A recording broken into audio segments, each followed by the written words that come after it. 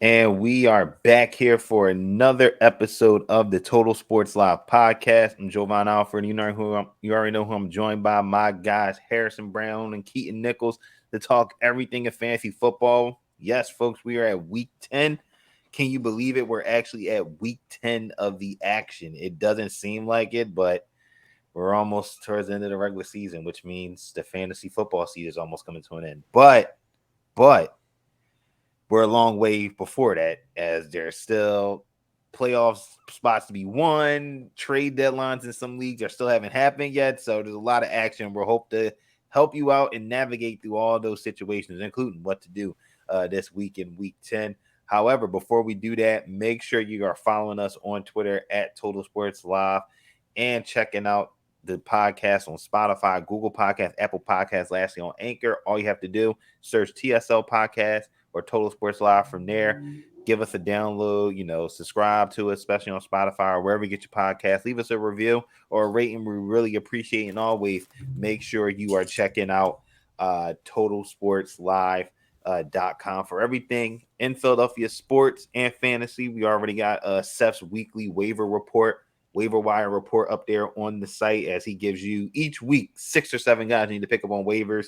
And I don't want to toot the man's horn or talk that talk for him, but the first 2 weeks he's been kind of spot on with the guys he's been spotlighting, including one guy who we're going to talk about in tonight's show. So make sure you do all that. And if you're watching this on Twitch as we're live right now, you can follow us on Twitter, as you see on the little bar scrolling across your screen. But we're back after a bye week. We're here on our own bye week. We're back, fellas. How are you doing? Like I said, it's week 10 here in the NFL and in fantasy, and it's still a lot to be decided. And I feel like across a lot of leagues, there's a lot to be decided. A lot of teams, 6-4, 5-4, 4-5. Shoot, you might be 3-6, and you still got a chance. Yeah, man, it's an exciting NFL season for a lot of reasons, but we talked about it before the season. It kind of feels like a weird reset in the NFL. Like there's a lot of guys in different places, and the trade deadline this year was exciting as well too. So you have a bunch of shakeup in a year that already had a bunch of shakeup. It makes every game and every week kind of more interesting, and some of the old guard, the Aaron Rodgers, the Tom Brady's, the Matt Stafford's, these guys aren't great this season. And so it's allowed some other names to kind of crop up, some of which we'll talk about tonight as well too. So I think it's been an exciting NFL season at the midway point so far, a little past the midway point for fantasy purposes. So hopefully your team's still in the race. All my teams are 5-4. It's easy for me to remember. They've all balanced out now at the halfway point. So that means something, guys. I don't know. Yeah, what about you, Harrison? It's definitely been an exciting, unpredictable season. A lot of parity across the league. It feels like every game almost. You know what I mean? You never know who's going to go out there and win. So that's made it crazy for fantasy purposes. We've seen some, like Keaton said, old names performing not so well, and some new, you know what I mean, not so heard of names come out and have breakout performances. So as always, we got a lot to talk about here on the TSL pod, and Apollo making an appearance here. Jovan's dog. Let's go. Per usual, little dog with a big name. Yeah, per usual. Our fourth co-host here. He always finds a way to get into the mix here. Every time we record on this show, he likes any teams that have dogs. So like the Browns. Right, go Browns. There you go. Go Browns. He's a big Browns guy. Georgia Bulldogs fan in college. Yep, there you go. Albany Great Dane. There you go. The nice. Boston University Terriers. Come on now. It's the squats. He reps them hard. But let's get into it, fellas. Talking about everything that happened in week 9, and we got to talk about the new QB1 who's emerging in fantasy over the last few weeks. Bears quarterback Justin Fields has been one of the best signal callers in the NFL and fantasy football. If you haven't been paying attention, this guy has been lighting it up, and it all started to kind of figure itself out after that performance against the Commanders, where that offense just looked out of sync. And then after that performance, it seemed like Luke Getsy and company have figured it out that you need to get Fields in the running game. And once you do that, everything will then start to evolve and your offense will look better. You'll start having some cohesion and consistency. And we are now seeing the fruits of the labor for Fields, the Bears, and for fantasy managers starting to reap the rewards with his performances over the last few weeks in standard PPR and DFS leagues. Last week against the Dolphins, Fields went off for 301 total yards and 4 total touchdowns. It was a amazing performance by the youngster, one that I don't think none of us saw coming. And if you looked at them numbers deeply, he actually had the most rushing yards for a quarterback in NFL history last week with 178 yards, excuse me, 178 yards, something that we haven't seen even from the likes of guys like Lamar Jackson, Mike Vick, Cam Newton. He's setting a new trend and would include also a 61-yard rushing touchdown in that game. Like I said, it's the best performance we've seen from this season, even going back to his days at Ohio State. So, fellas, looking forward to this week's matchup against the Detroit Lions and just going forward for the rest of the season. Has Fields earned the right to be a weekly must start? Because I think a lot of people were hesitant after his first performance where he broke out and was like, all right, it's against the Patriots. Patriots defense is okay. It's not great. It's wait and see, right? And then against the Cowboys, he starts making plays there against that defense, which doesn't give up a lot of points. I think they scored 29. So you see that. And then last week against the Dolphins, just totally explodes off the map there for the Bears. And like I said, also for fantasy managers. So should fantasy managers, DFS players, put their hope into Justin Fields like I did in DFS and actually was rewarded with a win? Well, I'll start this out by saying shout out to Chris Shanafelt. Okay, he got the dub on me last week in fantasy with Justin Fields, and ironically, I was starting Rodgers, so it was a nice little NFC North showdown, passing of the torch, if you will. But Chris wound up texting me after that matchup, and the thing he said that stood out was the Bears finally have their quarterback. They finally have their QB1, and that definitely feels like the case. Jovan, one thing you mentioned there that I definitely think is one of the keys to all this is the Bears really kind of learned how to use Justin Fields, and they kind of tailored their game plan more towards Justin Fields' strength.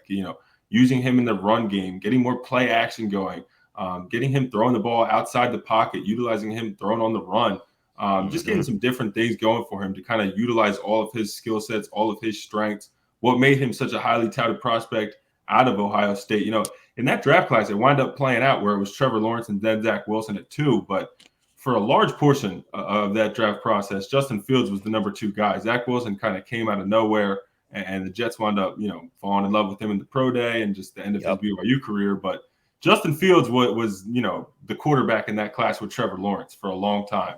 And last year, it kind of felt like, they had obviously struggled a lot, didn't really get much going. Justin Fields didn't get to live up to his full potential. This offseason, they don't really add anyone for Justin Fields. They don't hire an offensive coach. They don't make a flashy hire.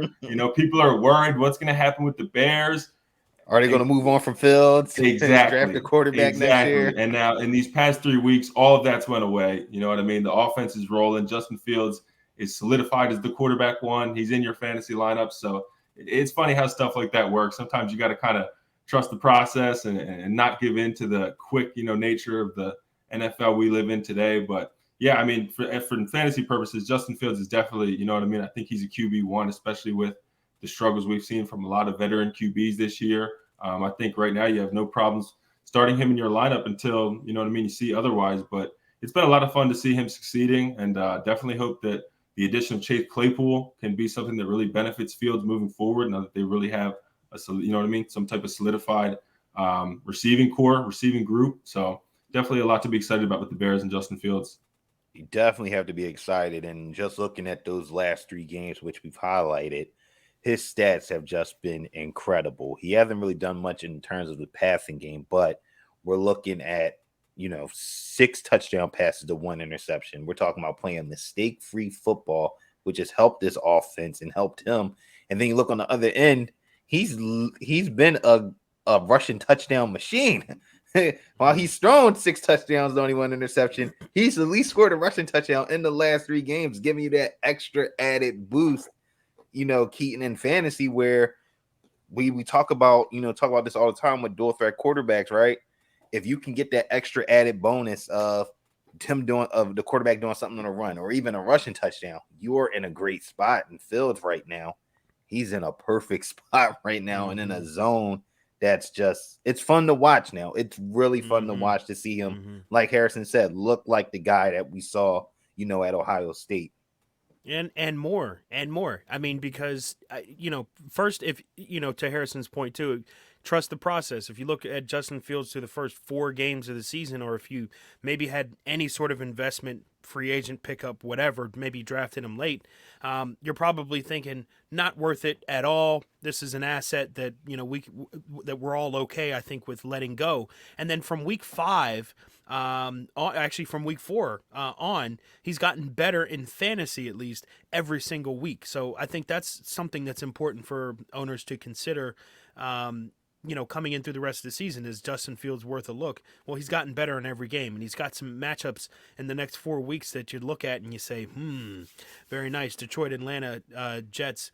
And then home against Green Bay. That'll be an interesting rematch from earlier in the season when he struggled in Green Bay.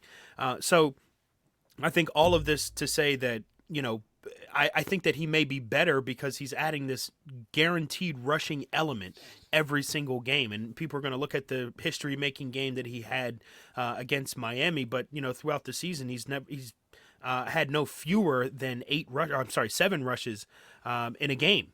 So he's getting that volume every single time. Yes. And I asked before the show when we were talking, like, is Justin Fields more Jalen Hurts, or is he more, or do you think rather he's going to be more Jalen Hurts or more Lamar Jackson? In that, do you think that as a dual threat quarterback that the offensive coordinator is going to be tempted to put the ball in his hands, again, 40, 50, 60 times a game if necessary, but put the ball in his hands, to make a play?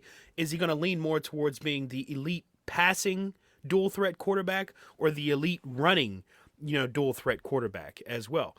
Important, all those words: elite dual threat passing, dual threat rushing. You can have those things. You can have those nuances within that. And I think Justin Fields right now is showing that he has an elite rushing ability, not just to, get the big rush like he did last week, the 61-yarder that he broke out last week, but to also consistently get yards on the ground, even if it's 4 to 5 or 6 yards at a time. It's a part of what makes Lamar Jackson, so, elite himself, is that it's the big threat of the run, but it's also the threat of, 2nd and 6, 1st and 10, these early downs, and getting gouged potentially by, a guy that you potentially lost in the play or in the offense and trying to defend against. So I think Justin Fields has a lot of upward potential from here and some juicy matchups, at least in the next 3, potentially 4 weeks. Yeah, and like you said, his matchups are really favorable. We're talking about the Detroit Lions, who they've had a good game against Aaron Rodgers and really made life tough for him, but we've seen this Lion defense get gouged by the run and give up big plays, getting the high scoring affairs, and we'll give up the big play. So you have them coming up, the Falcons defense, which does struggle against the run, even though they, again, another team that will give up big plays at any moment. Secondary, not the strongest. They will give up big plays. The Jets defense might be a little bit tough because they are playing better, but for, like you said, for the time being, it wouldn't hurt to roll with Fields for the foreseeable future. And it got me also thinking about this too, especially about when we talk about Fields and this Bears offense. Fields has started to make guys that, like Cole Kmet and Darnell Mooney, who were a lot of people were upset at these guys not producing. Now these guys have now become fantasy options, viable options now in fantasy. Cole Kmet is now finding a way to be a playmaker in the red zone. I think he had 2 receiving touchdowns last season. Yes, he did. Scored last week. He did 22 points. Yeah, I mean, I remember because I picked him up. I had to. I was at a tight end, and as a dart throw. It was no expert analysis by me. I'm not going to cap. That was just you know what? I think we're going to go with Cole Kmet on this one, and it paid dividends. And that's what we're starting to see. I think Komet has like 3 touchdowns in the last 2 games. Like he's Yeah, starting to really start starting to to heat up. emerge. Yeah. Mooney, I think, had a touchdown Yes, he in did. last week's game, so he's starting to pick it up. This is a good sign, right? It's not just about Fields, right? And It's Claypool, like, you're adding Claypool yeah, too. To that and offense, that only makes that offense better. I'm not going to say he's going to throw for 300 yards a game now, but you got to like the fact that they're giving him more weapons. They're allowing him to handle the ball more. Like it's all great in Chicago. Who knew?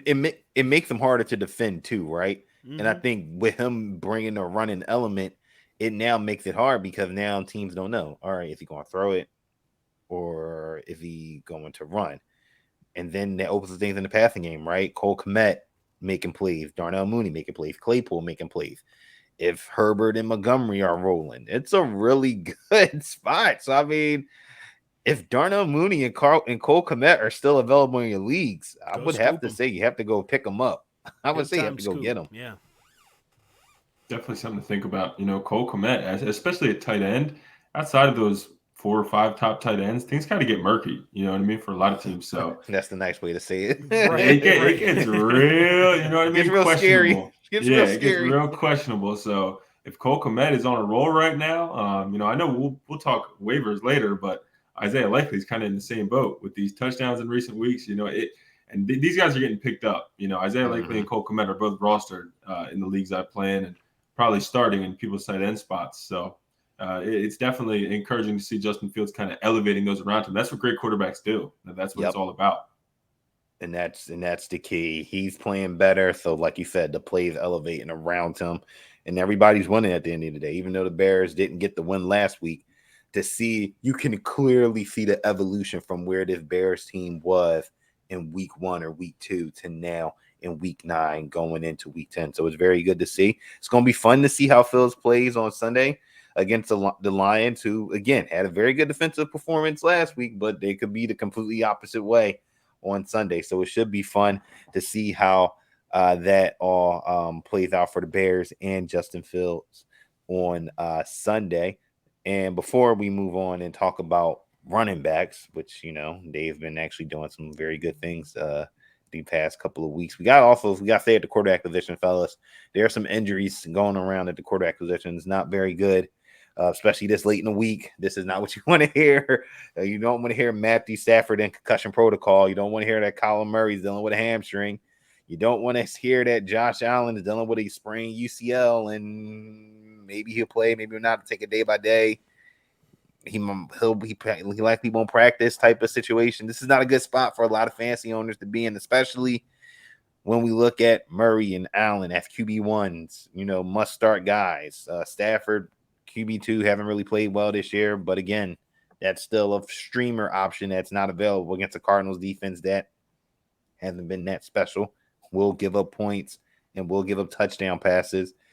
It's not a great spot. And then Lamar and Burrow are both on bye weeks this week, so it's not a great situation to be in. So how would you guys, how would y'all navigate this potential situation with those 3 quarterbacks maybe not playing, and then also Jackson and Burrow both being on the bye this week? I would say don't panic and don't do anything crazy.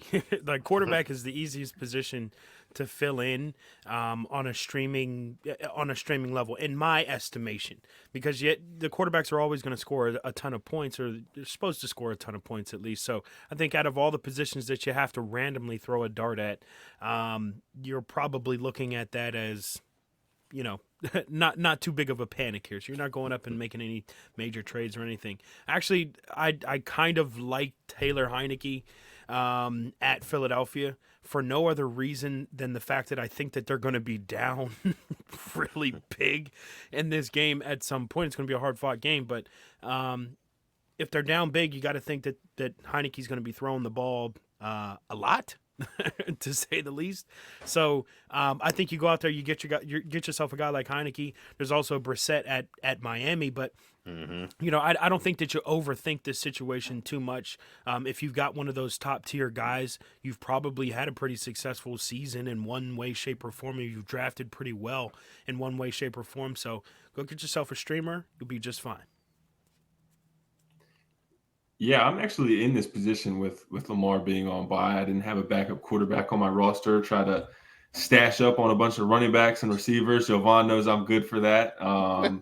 So I was in that position, and last week I started to preemptively look, and Taylor Heineke was actually who I looked at first. The Eagles matchup scared me a little bit, but Keaton, you make a great point. They're going to be throwing the ball a lot. Heineke has some rushing ability down in the red zone. He could steal a rushing touchdown.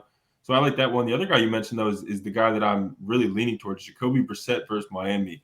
That matchup really catches my eye. He's coming off a 20-point performance, threw for almost 300 yards, had a passing touchdown and a rushing touchdown.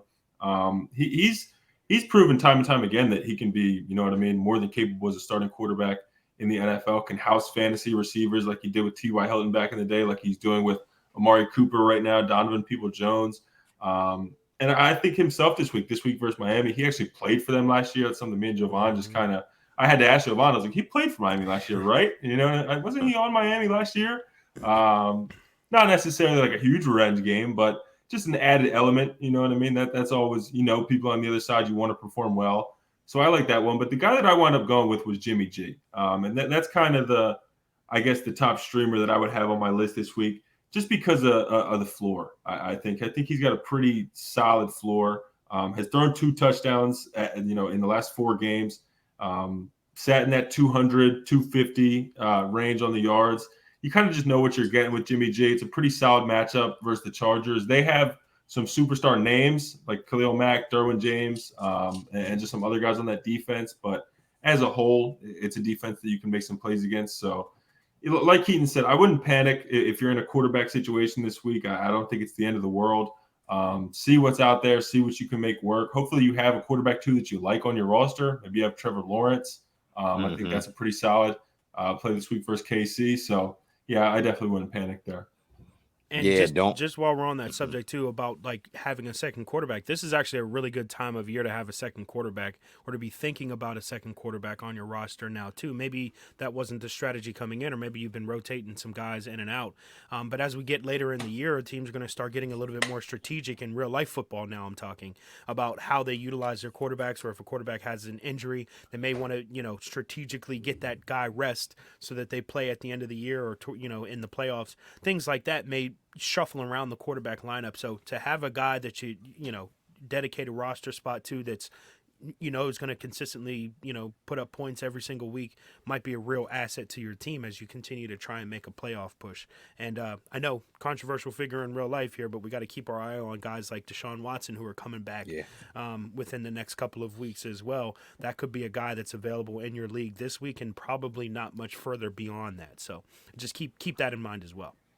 Yeah, that's definitely something to keep in mind, and something we'll definitely keep tabs at on the pod as it gets closer to him making his return, which should be sometime in the first week of December, I think. Yeah, That week should 13 be. versus the Texans. It's Ah, 13, yeah. I'll just say quickly, I'm still a little concerned that it's going to be a tough, quick turnaround for Deshaun Watson to go from not playing from January or December 2020 was the last time that he played. It's been a long time since he played football. I know that they will start him. They gave him that contract. You have to start Deshaun Watson when he's eligible. But Jacoby Brissett's playing pretty good football. Yeah. I mean, to pull him right now, especially if they win these next few weeks, let's see where they're at in terms of contention. Yeah.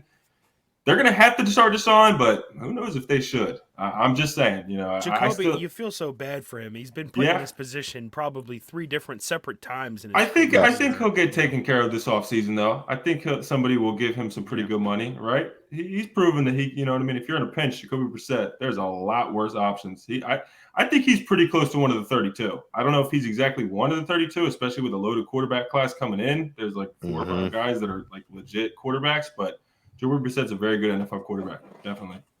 Yeah, Jacoby should be, like you said, and guy that and I think that's a great point that y'all bring up. Like, if he continues to win, it's going to be hard to say, yeah, we're benching you for someone that hasn't played in 2 years. I'm just saying that's very hard to do, and that's that won't look good at all. So yeah, we'll see how that plays out. We will keep y'all up to date as we get closer to that situation and monitor what the Browns do at the quarterback position. One more streamer to bring up, and again, like we said, don't panic.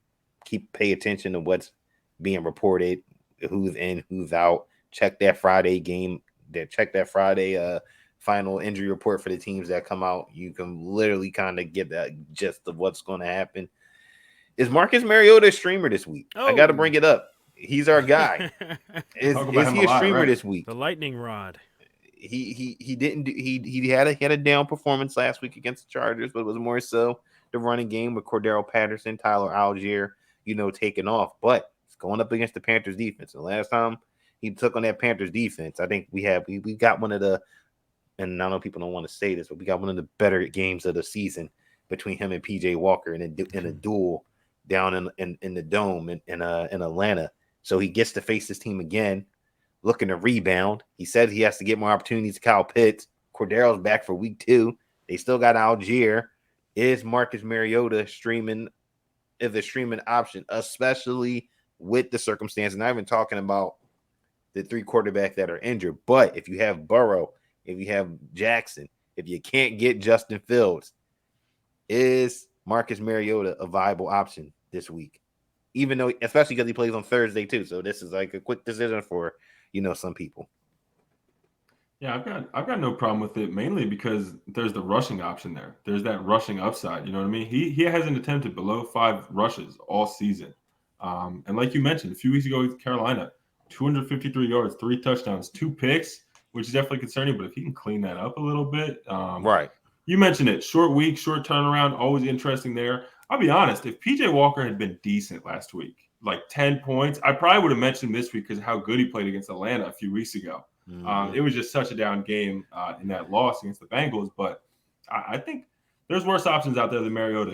I think if you decide to go that route, I'm not going to be mad. I think that the rushing upside is definitely there. A positive matchup just 2 weeks ago against Carolina. I don't hate it.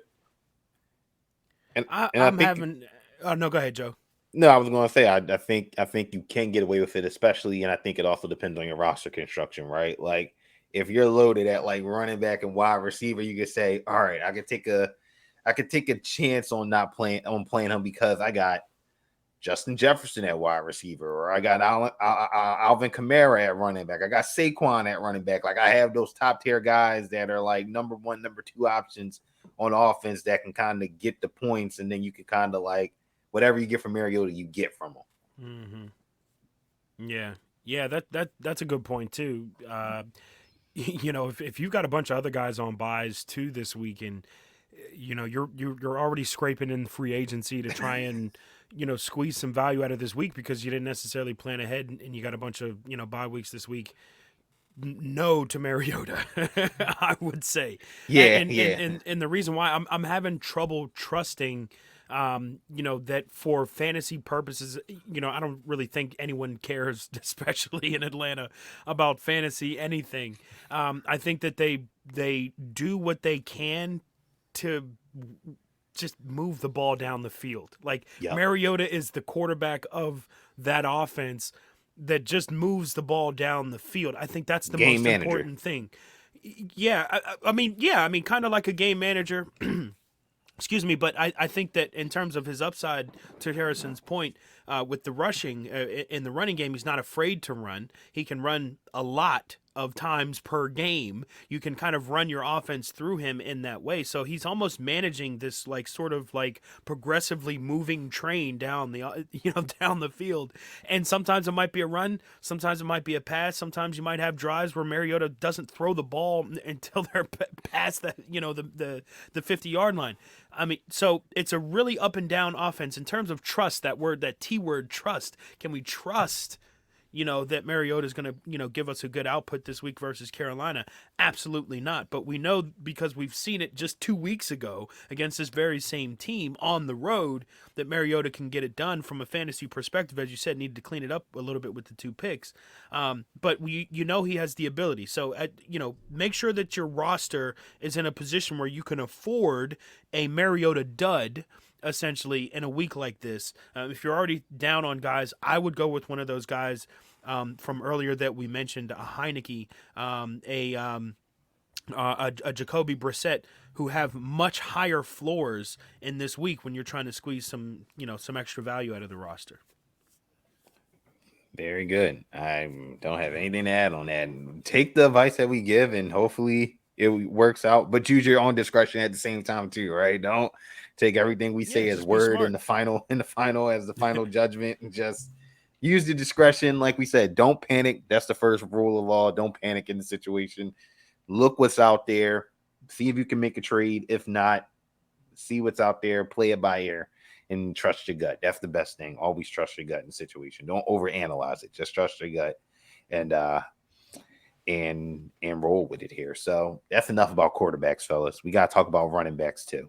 The running back position has gone absolutely wild the last couple of weeks with Alvin Kamara and Joe Mixon going off in fantasy with epic performances. If you missed it, Joe Mixon had not one, not two, not three, not four, but 5 touchdowns last week. If you went up against them in fantasy, God bless. I feel sorry for you. Yeah. If you had him on fantasy, congratulations. You probably won in the landslide. Mixon finished with 55.1 PPR fantasy points, which is the 12th most by any running back since 1950, according to ESPN.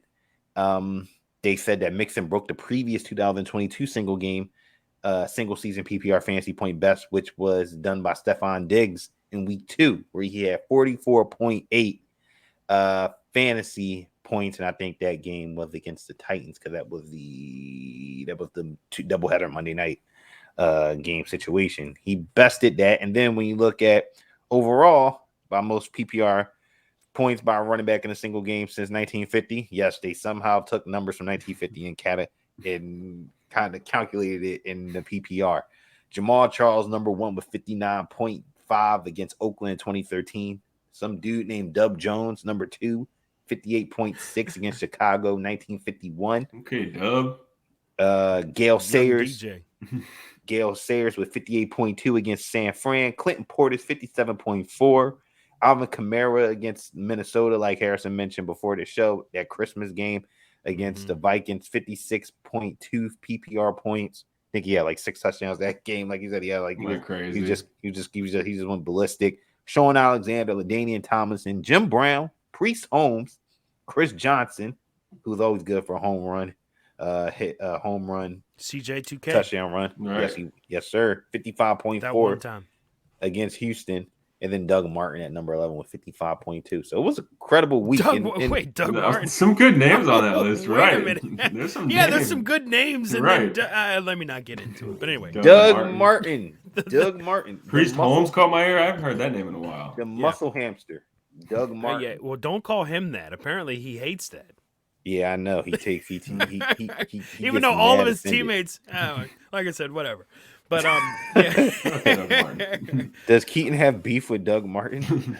No. We're both short guys, so I respect the him. muscle hamster. That's literally his nickname on Pro Football Reference. It is. That's why I think everyone loves it except for him, and that's unfortunate. I just look back. I just look back at the box score for that game for him. 25 carries on 251 rushing yards. Crazy. And 4 touchdowns. 4 tubs. Wow. So when you look at like who's the next person to come out, here's my pick for the next. I think the next guy that has an epic game, the next running back, because we're sticking to running backs, right? Or are we talking about all position players? Running backs. So running backs. I think the next running back that has a chance to do this, hear me out, right? I'm going to make my argument here, is actually Aaron Jones for the Green Bay Packers. Okay.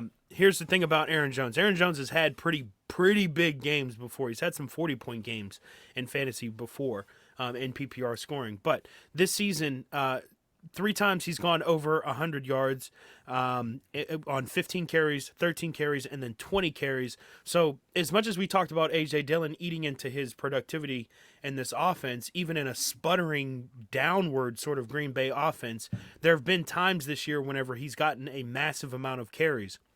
There's also been times when he's gotten a lot in the pass game, too. Week 7 versus Washington, 9 receptions for 52 yards and 2 touchdowns.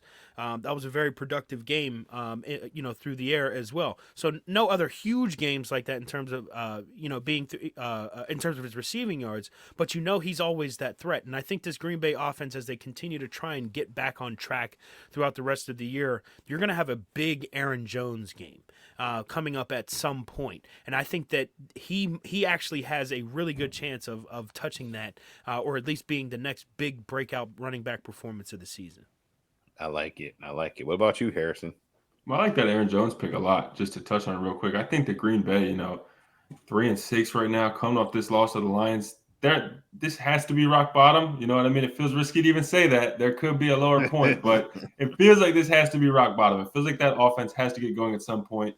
And Aaron Jones is going to be a huge part of that. I think that that's kind of going to be the way that they clear things up. So I really like that pick. I think if you have Aaron Jones, stay strong. The guy that I'm going to talk about is coming off IR, came off IR, I think Saturday of last week. It was a real quick turnaround, wound up having 2 touchdowns and a really solid performance, and that's Cordell Patterson. Had a really nice start to the year, played in about 4 games, had 2 games where it's plus 20 points for you, over 100 yards rushing. He scored a touchdown this year in 4 out of 5 games that he's played in. So you kind of just look at it like that. There's a lot of upside there. There's a lot of reasons to be excited. One of the things that really just caught my eye was the way that he looked running the ball against the Chargers, the physicality that he ran with, running over Drew Tranquil in the red zone to score a touchdown. It just I wasn't really sure what to expect with him coming off IR on Saturday. He's missed a bunch of time. You don't really know what to expect in that type of situation. Tyler Algier really had it rolling and still put together a 10 rushes, 99-yard performance game, with Cordell Patterson coming back. So it wasn't really sure what to expect there. Wasn't really sure what his role was going to be.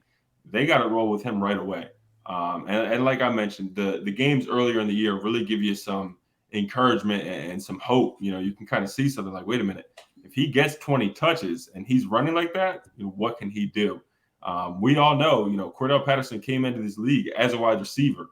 So if he gets involved in the passing game, if he can get some quick game going, 3, 4, 5 catches, his fantasy upside is very high. So I like Cordell Patterson a lot. I think that he's kind of still under the radar right now. Coming off the injury, only had 13 touches last week. People are talking about him, but it's still not in that running back 1 range. And I think he could be that for teams.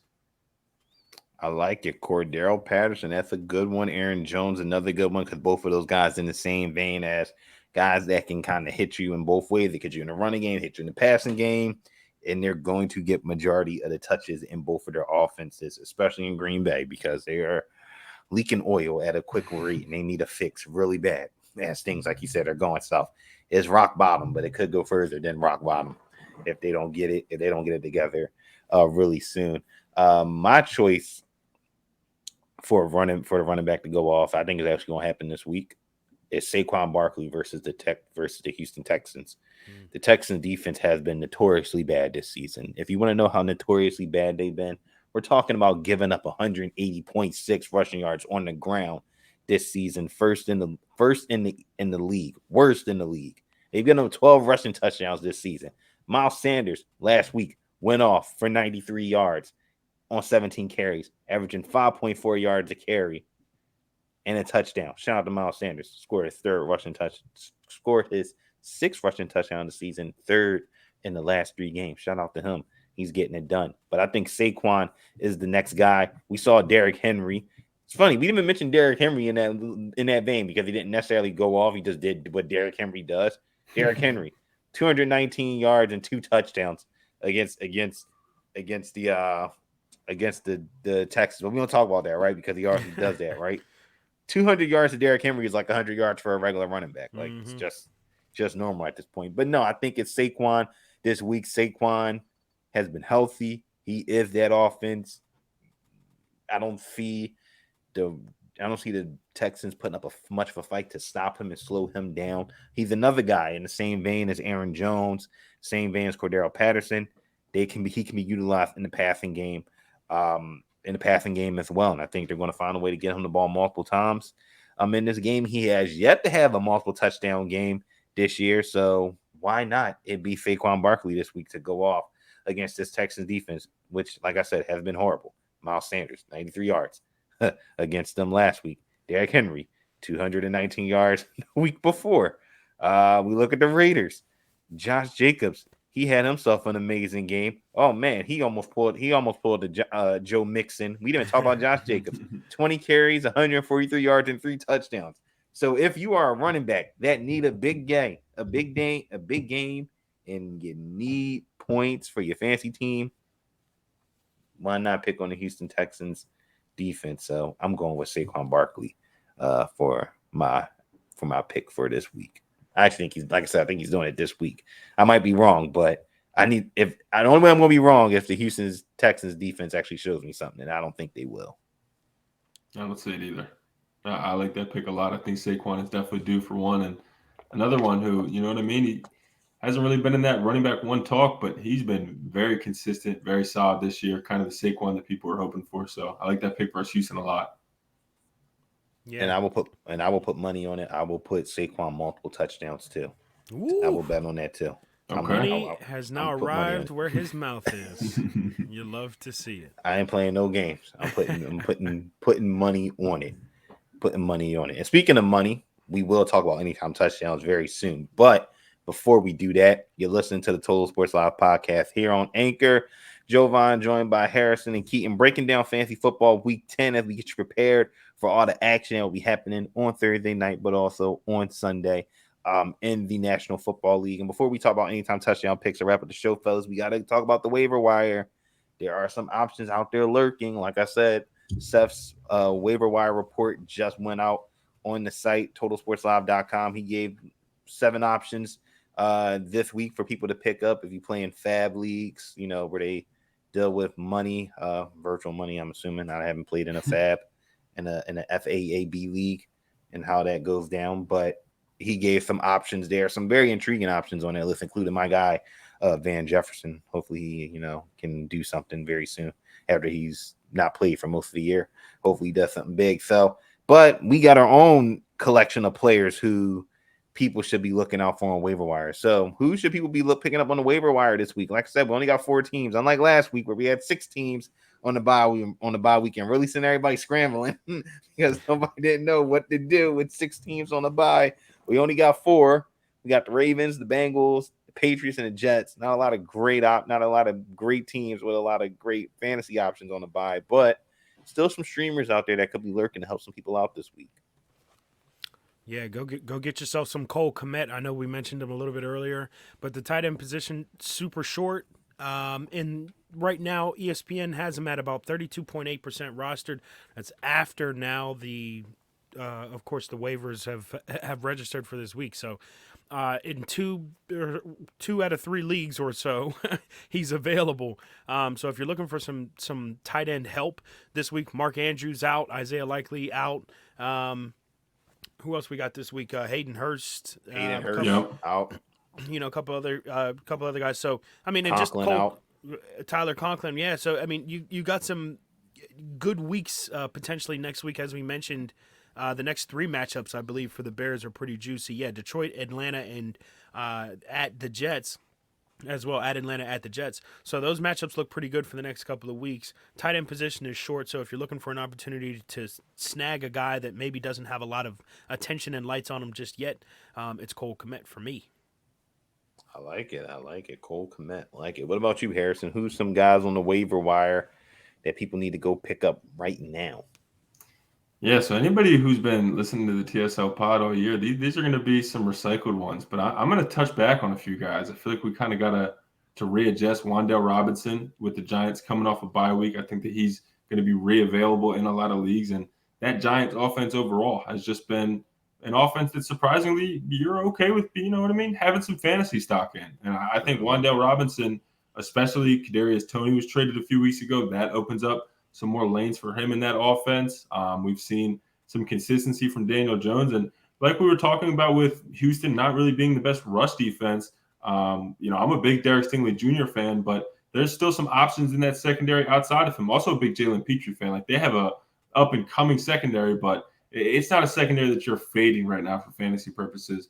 So I like Wan'Dale Robinson. And I don't know if he's, you know, ready to be in your starting lineup yet, but Isaiah Pacheco still really catches my eye. You know, if there was ever to be, you know, Jet McKinnon misses any time, CEH misses any time, Isaiah Pacheco really becomes, you know, an immediate starter, immediate flex play. Right now, they kind of all cut into each other's role. I don't even really think CEH is honestly fantasy starting. You know what I mean? You feel safe starting him, but I like the idea of having shares of Isaiah Pacheco. If you can get some, if you have that roster spot, if you are in a deeper league or you had some injuries, you got a guy in the IR spot, don't mind him being your last roster spot at all. And then I'll just wrap it up again. If you have a tight end who's on bye next week, if you're looking ahead or just in general, Isaiah Likely is still available in way too many leagues. At 33%, that was one that we talked about on the preseason show, that he might have a legit role in that Ravens offense. We were a little early on it, but it seems like he's kind of found his role, his footing in that offense. Even if Mark Andrews comes back, I still think there's a role for him. I still think that there's different ways they can get him involved. So we talked about it earlier with the tight end position as a whole. That's why Cole Kmet's valuable. Isaiah Likely is an interesting one if you are looking ahead. Isaiah Likely, the good one. He's popped up, like you said, last 2 weeks. He scored a touchdown back-to-back games for the Ravens. And even if Mark Andrews comes back, it seemed like he's, figured out a role in that offense. And with them being limited at wide receiver, Rashad Bateman now out, he's going to be a fixture in that passing game. And even like you said, Cole Kmet, we keep on hammering, right? Another tight end. He's a fixture in that passing game. Even though they got Chase Claypool, he's still a fixture in that passing game, and somebody's going to be heavily targeted. For me, just a couple of guys that that I've seen just randomly in leagues that I've targeted in DFS this week. Greg Dulcich, the Broncos tight end, he's outplayed significantly Albert O in that offense, which is kind of surprising. He's really stepped up big time. And especially if you have him in PPR leagues, he's scored 12.4, 11.1, and 12.7 in the last 3 games. He's been targeted at least 14 times in the last 2 games for the Broncos. So Dulcich is another one. Another guy who I really like and have a very good matchup this week is Cade Otton, the rookie tight end from Washington. He came he's been having some games here and there, haven't really, been that like dominant tight end, but he's stepped up lately, and you've kind of seen his target share going up each over the last 4 games. Week 6 against Pittsburgh, 3 targets. Week 7 against Carolina, 5 targets. Week 8 against Baltimore, 5 targets. Against the Rams, his best game of his career so far. 6 catches for 68 yards. 5 catches for 68 yards, 6 targets, a touchdown, 17.8 fantasy points. A guy, again, that probably will get overlooked, not really talked about because you look at that Buccaneers offense, Brady isn't playing like we know Brady does, but he still has Leonard Fournette. He has Mike Evans. He has Chris Godwin, Julio Jones, Russell Gage, right? So the tight end kind of gets lost in the mix because there is no Rob Gronkowski, right? There is no Gronk, but Otton has done his thing to, make himself very fantasy relevant in a very intriguing matchup, especially in DFS against a team in the Seahawks who are giving up the second most points in DFS and DraftKings, and even in the most points in DFS on FanDuel right now at tight end, and they're giving up at least 5 receiving touchdowns to tight ends this season. So that is something to look out for. Another tight end to keep an eye out on, and he's kind of blowing up too. We've kind of been on tight end kick this week, and that is Noah Fant. Noah Fant reemerged last week against the Cardinals. 5 receptions for 96 yards, 14.6 fantasy points. He's a guy, again, he has a semi-okay matchup this week on against the Buccaneers. They've given up 4 touchdowns to tight ends. So, again, he's starting to produce, which is very good because that offense does need someone to step up as their third-round receiver. And that's pretty much it for me. I don't think nobody else really steps up and shows out as a guy for me. Maybe Terrace Marshall if you're looking for someone. He's the now number 2 wide receiver out in Carolina. He scored his first touchdown last week, his first career touchdown. He's starting to pick it up too as their number 2 wide receiver. Nothing more than a flex play at this point. You're not rostering him as like wide receiver 2, wide receiver 3. You got to see a little bit more, and you got to kind of see who's going to be the quarterback for the rest of the season. In Carolina, we don't know. It's a weekly basis. With Steve Wilkes, and yeah, I think that's about it. And DPJ, that's our guy. I like that one. Me and Harrison's talked about him before the show. He's a guy that's over the last 4 or 5 games, he's getting at least 4 catches and 50 receiving yards every week. He's kind of fit in well as a wide receiver 2 quietly next to Amari Cooper. I know Amari Cooper gets a lot of attention because of this year he's having. A lot of people aren't paying attention to that because he played for the Browns, but he's been really good, and DPJ's kind of been eating off of that. So those are my waiver wire selections. So a lot of tight ends, a lot of wide receivers for you. Not a lot of running backs because that's just how it is. Running backs kind of dry right now, but again, wide receiver tight ends can go in that flex spot too. Just don't think it's running back oriented. So those are some of the guys that you should, go check out on waivers right now. All right. We're at our last segment of the night before we wrap up the pod. A tradition like no other. It is the Anytime Touchdown segment where we try to win you some money every Sunday. We weren't with you guys last week. Like I said, we were on the bye last week. But in week 8, I think we were kind of profitable in week 8. If I'm going, let me see, looking back at our picks from week 8, who did we have? CMC, Ertz, Tony Pollard, Gabe Davis, Deshaun Jackson. I'm pretty sure CMC scored in week 8, if I'm not mistaken. Did he score? Yeah. He scored He scored twice? Yeah. Was that the Triple Crown? Was that the Triple Crown game? He scored against the Rams. I don't know if it was. Let me see. Week 8 against the Rams. Yeah, he had the 3 touchdowns. Yeah, he had the 3 touchdowns. He had the touchdown pass. He had the receiving touchdown. Oh, that's right. The rushing touchdown. Ready through that one. Yeah, so he had the Triple Crown. Ertz. Did Ertz score in week 8? I don't think against the Vikings. Ertz. Yeah, he did, right? Yep. Yeah. Yes, he and did. Then Pollard snapped against the Bears because Zeke was out.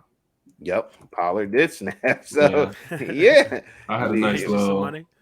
I need to start making my bets. I need to start placing them for real. I'm just out here giving y'all advice, but I think that's why they're giving working. All your money away, man. I think that's why it works. You know what I mean? I think that's why it hit. Because I think if I hit that, Ertz is dropping that, McCaffrey's throwing it out of the end zone. Nah. It's all the mentality going into it. I need to start throwing like $5 or $10 on this. Like skip a burrito one day this week. Don't go to Chipotle and go ahead and get that money. Yeah, get you burrito some. money. And then you get as many burritos as you want. Exactly, like 3 or 4 burritos, yeah. Meanwhile, Gabe Davis did not do anything, and Deshaun Jackson did not do. Yeah, Gabe D-Jackson's going to get one. People just need to keep betting him. Just keep betting D-Jax. He'll score one. I promise. I thought he was on Monday night, but then he pulled his hammy, which is I mean, that seems to be a regular DJ thing now. Like, he comes back about 4 or 5 routes in, he pulls his hammy, he's done. 4 or 5 weeks, comes back in for about 4 or 5 routes, pulls his hammy, and you're like, all right. Those 4 or 5 routes, though, man. Yeah, they're heat, man. Heat. Real opportunities for a TD. So, awesome. Like you said, those rates are going to be up on DJ. Yeah, hopefully. And then in week 8, we also had. I swore I gave out this pick on week 8. Did I give out this pick on week 8? Was DJ Moore? I didn't write it down, but I think I did. Right? I think you did, yeah. I remember they were being a part of one of these. They played against the Falcons, and I'll never forget how I was watching that go down. I'm like watching the game. I'm like, all right, I got Panthers money line. Let's go. I got Mariota rushing yards on this game. I got DJ Moore anytime touchdown on 3 separate tickets. I'm like, all right, let's see how this joint plays out. This game is close. I was like, I'm not playing the spread just because, man, bunk the spread. I'm going all in with the money line. Yikes. I'm watching the game. I see the Panthers. PJ Walker throws the Hail Mary bomb to DJ Moore. I'm like, oh my God. I can't believe it. Meanwhile, I'm like choking on my donut at the same time because I'm like, oh my God, I can't believe he scored a touchdown. I can't believe it was a Hail Mary, and I can't believe he did it. And then it's like they just got kicked the extra point and it like missed it. And I'm like, no. I'm like, I can't believe he missed it. And then Mariota, I think in the overtime, or at least it was either at the end of the 4th or in overtime, he got over on the rushing yards. So I'm like, all right, great. You just got to get the Carolina money line to do it. And then, it didn't happen that way because we had missed field goal kick by Eddie Pinheiro, and then Young Wei Koo hits the game winner for Atlanta. So that was actually a fun one to see play out. I think DJ Moore was like plus 200 for that one. So that was pretty. That's pretty fun. But that being said, we're going to bring you guys some more fun here. Week 10, what do we like, fellas? Who are some people that people need to go throw a couple dollars on, like Harrison said? Burrito money. Literally. Burrito money. Burrito money. Depends how much your burritos cost, but burrito money. Gosh. Like Nickels $12 are now. expensive these It's days. crazy. Yeah, There's it's a lot crazy. wrapped up in there, Yeah. I mean, if you cost $12 and you hit one of these for 12 with a 12 on $12, I mean, you might be sitting pretty Right. at the end of Right. the Again, day as here. many So burritos Right. as you want. Get some chips and so queso with it. so who are some who are some picks that people should be looking out for this week? Yeah, I like I like Devin Singletary this week. I don't know why. Sometimes it's just a gut feeling that you go with, and this is definitely categorized for me as the Gut feeling. I don't know why, but I have a gut feeling against Minnesota. Coming into this game as well, Josh Allen might not play. Maybe keep your eye on that as you move closer to Sunday. I think that Devin Singletary's chances of scoring increase if Josh Allen doesn't play, just because I think, do it all quarterbacks. I say it a million times. They gouge the value of the running backs behind them or beside them, I guess you could say, in offenses these days. But yeah, if he doesn't play, I like the chances even more, but he's kind of due for kind of a big game. Zach Moss is now out of the picture, and you can almost envision him as kind of being a distraction to Devin Singletary. In the past, always that threat of who's it going to be? Is it going to be this guy or is it going to be you? Well, that guy is now gone, and you brought in Nyheim Hines, who is not designed to ever be the guy. So maybe that gives Singletary a bit of a bump this week. I'm going Singletary for one of mine, and the other one, I'm going two this week, guys. I'm diving deep. Going Dallas Goedert for my second one, the debut of my second anytime touchdown pick of the season here in Week 10. But Goddard, another one, gets a lot of targets in that offense.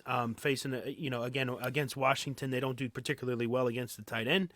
And I think that there's probably going to be a lot of scoring. It doesn't necessarily mean that both teams are going to be participating in that load of scoring, but I do think that there's going to be a lot of scoring in this game. So give me some Dallas Goedert this week to score a touchdown, and what should be an exciting Monday night game. Like it, Singletary and Goddard. That's a good one. Two good plays. Probably both guys. If I had the handicap, it definitely probably plus 200 or higher on both of Win those. yourself some money On both on of those two ones. guys. Yeah. Yeah. Mm-hmm. Definitely can. What about you, Harrison? Who are the couple guys you're looking out for this week? Yeah, let's stay on that exciting Monday night game and talk about Devontae Smith, who's coming off Week 3 versus Washington, 8 receptions, 169 yards, and a touchdown. I like that. I like the numbers right there. I like what I'm seeing from that previous matchup. I remember him having a really solid game versus Washington, just a good matchup overall. AJ Brown put together a really nice game as well. Mm-hmm. Dallas Goedert put together a nice night. I think he's another good play like Keaton mentioned. So I kind of like the Eagles pass catchers versus this Washington defense. And then y'all know me. I like to just throw some random ones out there and just kind of clear the notebook out a little bit. I like to look around and look around the landscape. There's something about that 9:30 a.m. game, Tampa Bay versus Seattle. I don't know why, but I don't hate the idea of Julio Jones catching a touchdown in Germany this weekend. I'm seeing some, it's a big primetime game. Brady, everybody's excited to see Brady. You kind of display your stars a little bit if you're, the Bucks. Julio Jones, injured for most of this year, has only played in 3 games, has a touchdown so far this year, had a touchdown, I believe, in Week 8 back a few weeks ago. So Julio kind of caught my eye as one. And then, again, talking about clearing the notebook, Keaton's former guy, how about Chase Claypool versus the Lions? Not a great secondary. Justin Fields, we talked about him at length on this podcast. That offense is improving overall. Claypool's second week in the system. You're trying to get him acclimated, trying to get fans interested and excited. Maybe Chase Claypool for an anytime touchdown.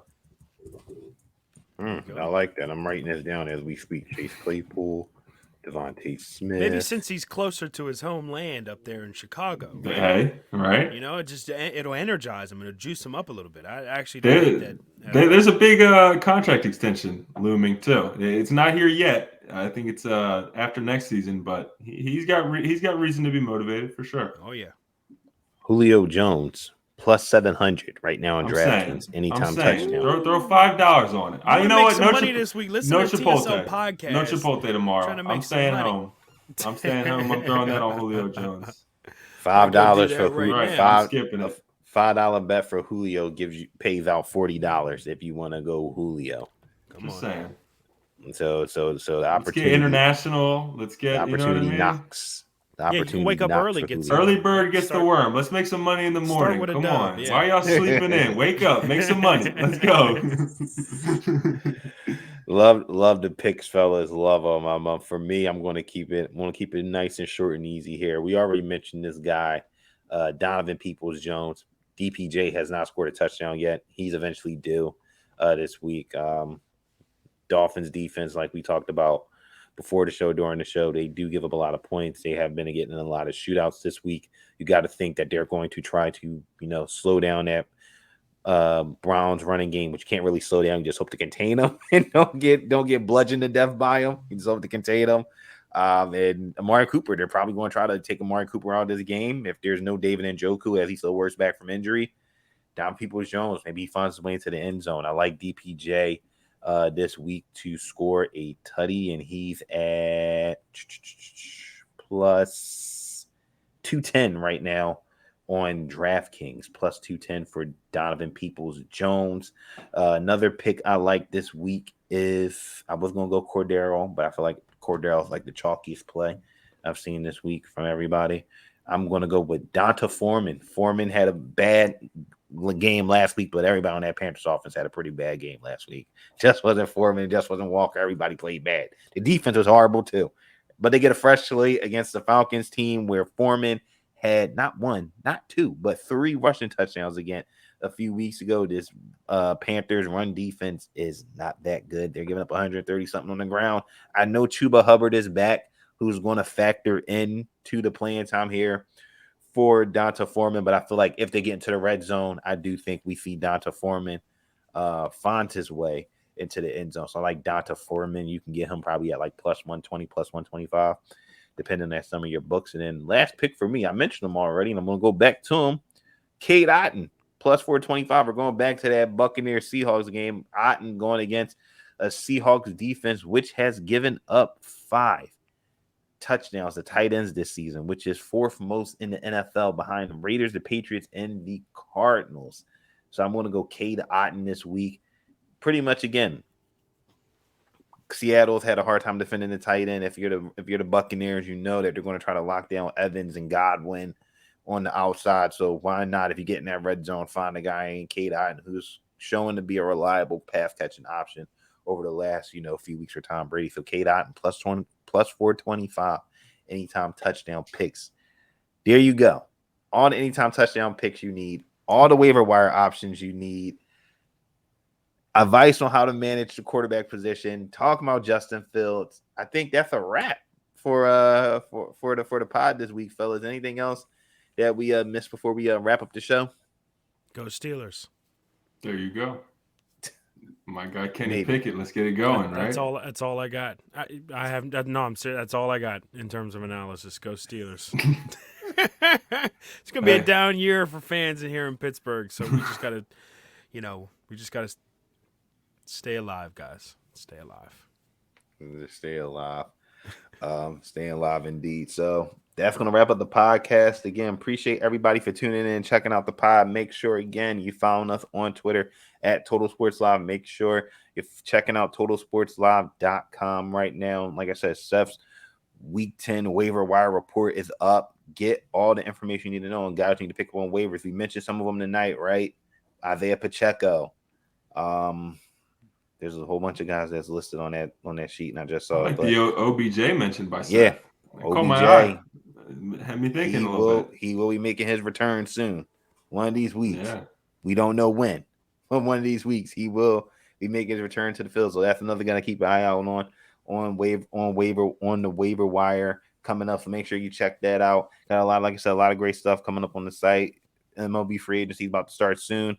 Phillies will likely be active as they look to upgrade their team after their deep postseason run to the World Series. Harrison has a story from Harrison coming out soon, talking about the Phillies wrapping up the season, looking back at what happened in postseason, regular season, and getting ready for the free agency, which should be very interesting for a team, like I said, is looking to capitalize off their run. Make sure again you're following all of us on Twitter at Jovan10, at Harry Brown-Russo, and at Keaton D Nichols, all on Twitter. Like I said, if you're watching this on Twitch, it's all scrolling on the bar below. Make sure you're doing that. Like I said, make sure you're checking out the pod on all your streaming platforms. For me, Harrison, and Keaton, everyone have a good one, and we will talk to you all very soon. We'll be back for week 11. Hopefully, week 10 is good to everybody, and hopefully you cash on some of these anytime touchdown picks. Have a good one.